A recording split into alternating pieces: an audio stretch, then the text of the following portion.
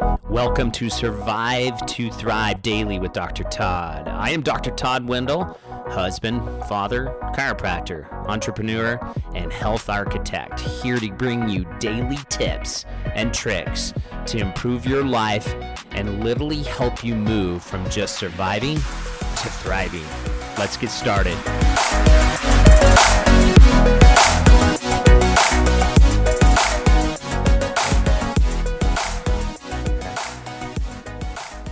All right, welcome back to Survive or Thrive with me, Dr. Todd, daily moving you from this survival mode into a life of thriving by giving you little tips and tricks throughout the day and little things to help you move towards a better way of living. And today, we're going to be talking about healing. All right, from my last podcast, if you heard a difference, my mic just crashed and my mic need like healing. I don't know what happened. You know, you guys ever get that where it's just everything was like the same, but it just doesn't work.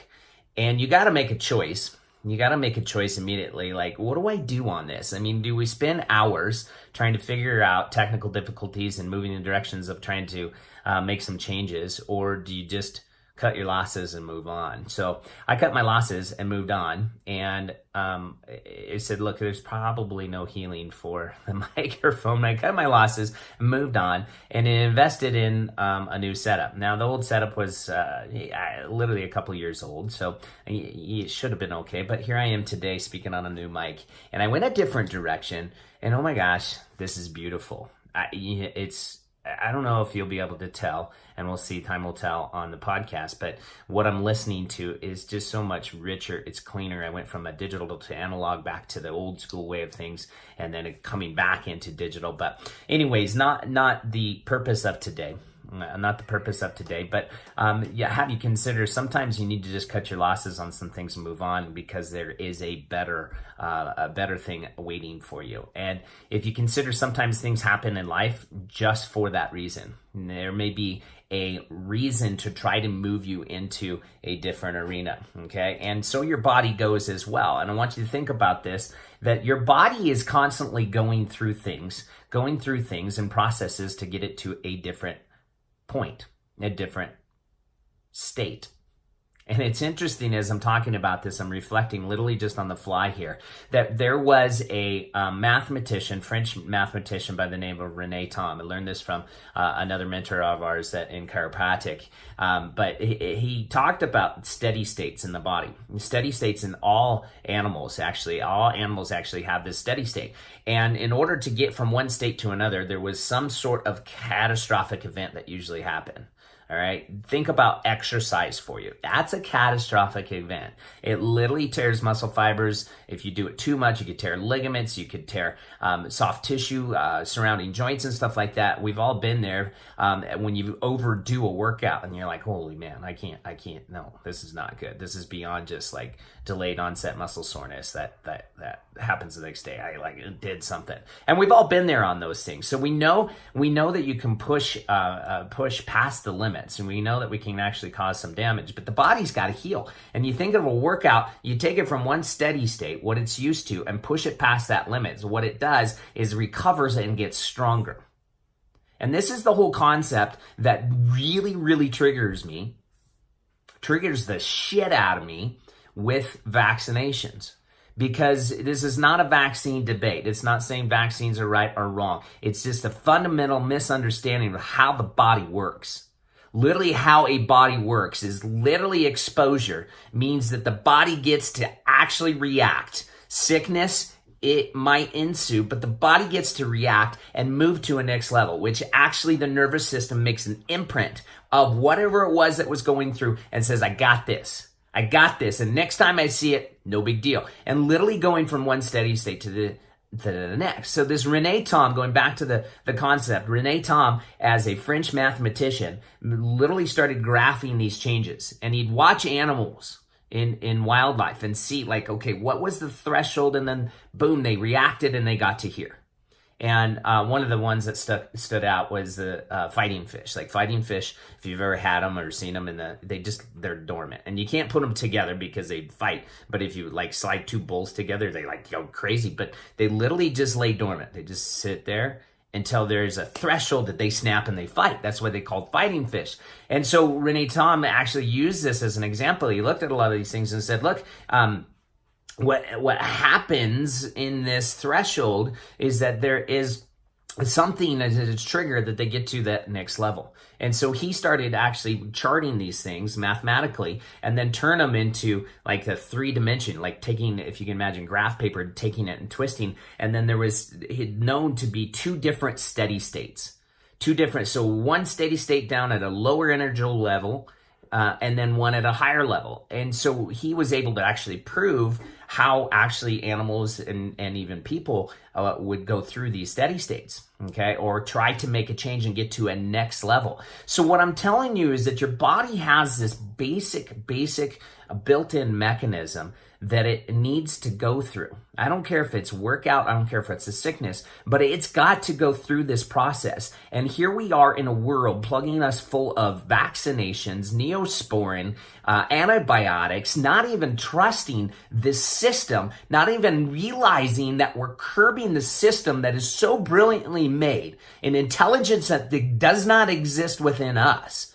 Meaning it's an intelligence, a universal intelligence that feeds down into our body, that we have this inborn intelligence in us that everybody has, that you can facilitate anytime if you would just let the process and provide an environment for that process to happen.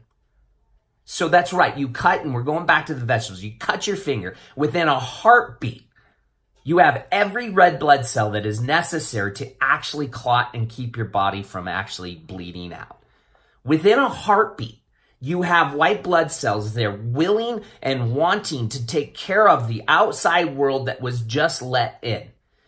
And it can do it brilliantly. Within a heartbeat, you have specialized cells that are there ready to actually repair and put new fibrous tissue and remodel and plug up that hole to which you see as a scab.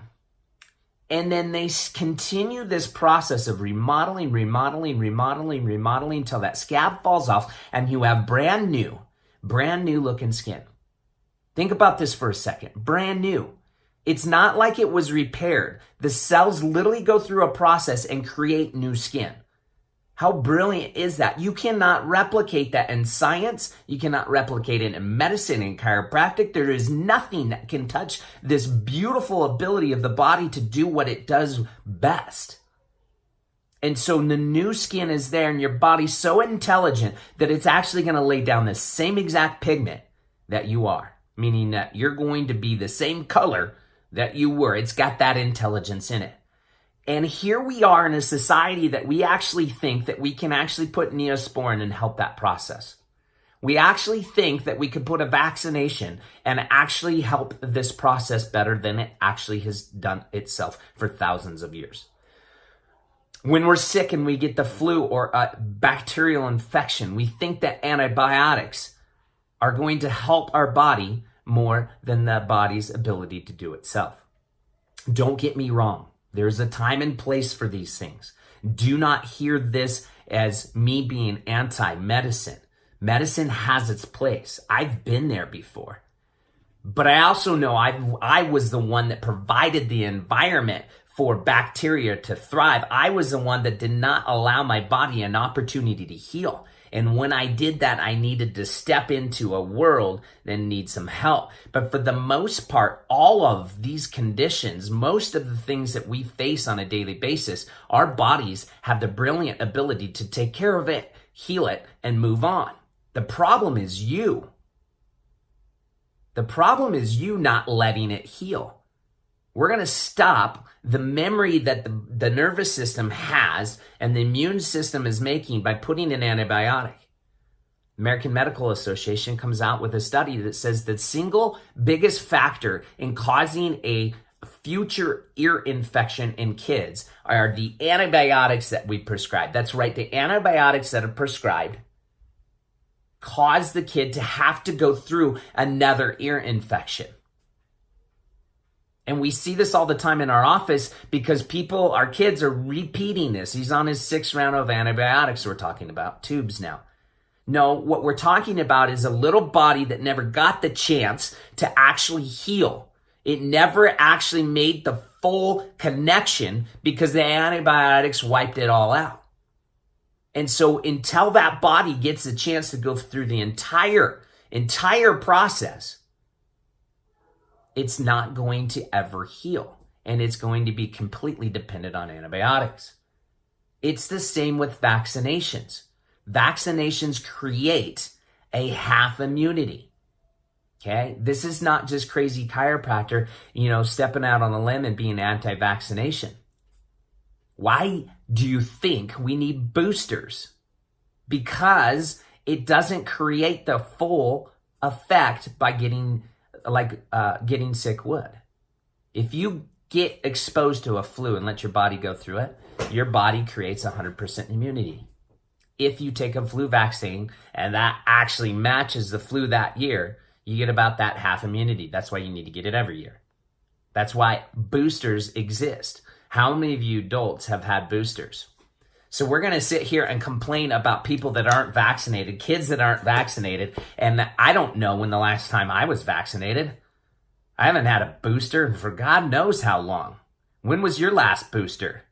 So if we're going to actually place some blame on some stuff, wouldn't we blame all the unvaccinated adults that are out there? This is the process that we're actually just totally neglecting, is the fact that your body, if given the ability, can heal itself. But what do we do in our environments to not let it heal? We stress ourselves out. We eat crappy food or foodstuffs that don't even actually represent nutrition. We drink copious amounts of alcohol. We take copious amounts of painkillers. We sedate at every corner that we potentially can. We minimize the exercise that we do. And then when we get sick, we want to blame the guy next to us, the gal next to us, or the coworker that actually got us sick, instead of taking responsibility for our own bodies. So one of the points today, if you get anything out of this, to move you from this mode of just surviving, pointing your finger at everything else but yourself, and moving into a thriving mode where you take responsibility for what you are and who you are, as no matter how bad it is right now, no matter how overweight, no matter how much McDonald's that you eat, no matter how much alcohol you drink, pharmaceuticals that you take, how much stress you have, how disconnected spiritually you are, how actually disconnected from your kids, your wife, your husband, whatever that may be, how bad your bank account, you can step up today and actually make a change. And you can step up and provide an environment by changing your exercise, your movement. You change your connections with God. You change your connections with your kids. You change your stress levels. You eat a little bit better, reduce the alcohol, put the pharmaceuticals, if it makes sense, meaning put the pharmaceuticals, the over-the-counter stuff aside, the ibuprofen that the AMA is still coming out and saying if you're over 40, you shouldn't be taking because it's killing thousands, tens of thousands of people a day. Some of the pharmaceuticals you guys cannot quit until you get a tighter schedule. You got to go back to your doctor and say, look, I want a better way. And you start to provide an environment where your body can actually thrive. You start to take responsibility for your own environment and realize that your body has a God-given ability to heal if you would only just let it. And all the diseases, all the things that we deal with on a daily basis that is breaking our healthcare system has to do with the fact that this is a sick care system that people don't want to step up and take responsibility for. So I leave you with this concept. Where do you need to provide a better environment for your body to heal? Do you even believe that your body can heal? We've watched it. That cut on the finger that you were chopping vegetables does the process. I don't care if it's in your low back that you've blown out a disc, your body can heal. I don't care if you've torn a muscle working out or torn a joint. Your body has the ability to heal. So where in your world today do you need to allow that process to happen? Where in your world do you need to go back and say, look, I have not trusted my own body. I've abused my own body, no doubt. I've asked my body to do things that no body should be able to do. But now I can understand this concept, and I'm going to actually start providing a better environment for my body to start to heal, because you can do it. Nobody is going to be able to heal you. Not even me in my office. Will I even let you think about that? People come, hey doc, that adjustment was incredible. Must have just really knocked that back pain out. Do it again, do it again.